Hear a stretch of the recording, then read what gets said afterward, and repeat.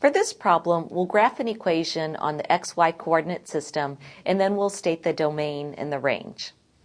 We're given f of x is equal to negative 1/3 x plus 2. Now you might remember that this is really a line in the form of y equals mx plus b.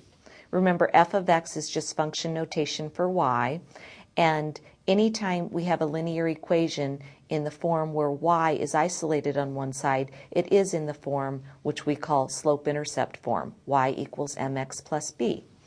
M represents the slope, and b represents the y-intercept.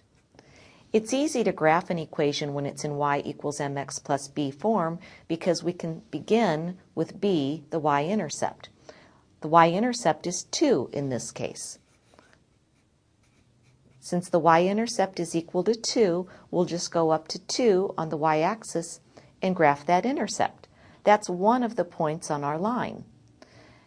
Now the m we can think of as move. We're going to move in the direction of 1 unit down on the y-axis and 3 units across on the x-axis. Let's talk about that for a minute. Slope is equal to negative 1 over 3. Remember what slope really means. Slope really means the change in the y direction over the change in the x direction.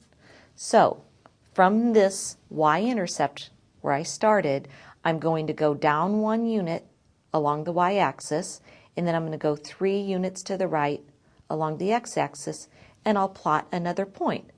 I can do that as many times as I want. I can go down 1 in the y-axis direction and over 3 in the x direction.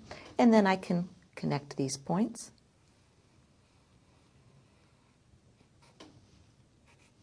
And this is the graph of f of x equals negative 1/3 x plus 2. Now let's talk about the domain and the range.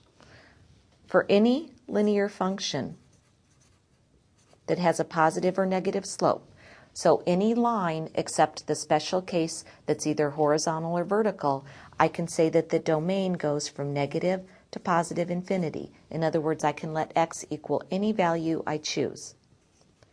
And the same is going to be true for the range. The y value can go from negative to positive infinity.